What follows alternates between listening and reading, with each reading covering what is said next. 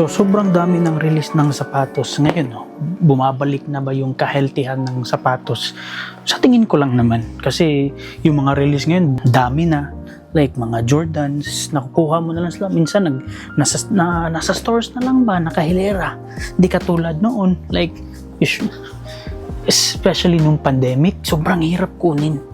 Based on my experience lang din naman. Di naman din ako sure dito ha. Pero yun nga, like, ang dami ng Kobe's na mga nire-release, which is really good. May nagtatanong din sa akin, like, worth it pa ba yung sapatos? Like, worth it ba na investment ang sapatos? For today's video, sagutin ko yan in my own understanding lang just to let you guys know. Kasi hindi naman ako expert dito. By the way, before we continue, pakita ko lang sa inyo, ito yung bagong release ng Nike Kobe na Kobe 6 Total Orange, or tinatawag ng lahat na WNBA dahil sa kulay niya. Sobrang ganda and it's a good match sa white socks, so it's really good. So, kung magtatanong kayo, siyempre hindi pwedeng isa lang kunin natin. Hindi pwedeng wear lang. It has to be wear, keep. Wear, keep.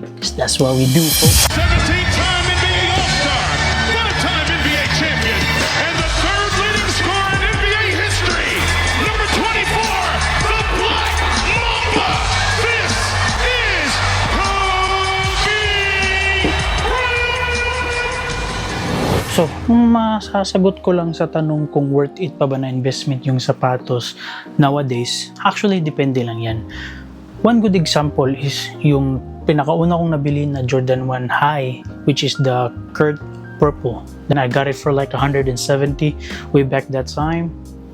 I sold it for like almost 300, if I'm not mistaken. Hindi ko na vlog yun. So, which is maganda. But now, kung titignan natin ng market, sobrang baba na. Like literal under retail na yung presyo or market value ng Purple na yun or yung sapatos na yun, which is sad, but depende rin kasi yan, supply and demand kumbaga. Okay, may isa rin ako example sa inyo kung bakit masasabi kong depende na worth it ba yung sapatos or worth it ba na investment ang sapatos. Ito yung pinaka gusto ko sa collection ko, not because Air Force siya or not because dahil sa market value na ngayon, but because may silver kasi siya dito sa likod, like literal na silver. This is the Air Force One Tiffany & Co. Nakuha ko to through trade.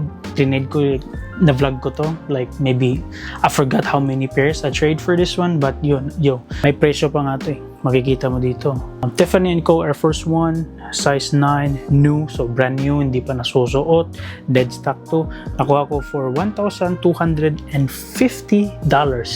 But titignan natin yung market value niya ngayon sa size 9, it's around 16 or 1700, tumaas siya ng $500, which is really good. Kaya kung tatanungin niyo ako kung worth it ba na investment yung sapatos, pag-aralan nyo lang kung anong klaseng sapatos yung gusto nyong kunin kasi nowadays, it's hard to predict. Maybe you can predict if sobrang ganda ng collab ng sapatos o sobrang ganda ng release ng klaseng sapatos. But all I can say, magdidepende din yan. So, it's up to you. Ito lang naman, perspective ko lang din naman to based on my own experience and knowledge lang din naman. Konti lang naman knowledge na alam ko. So, yan lang. Sana may natutunan kayo. Alright, peace. Laro na tayo.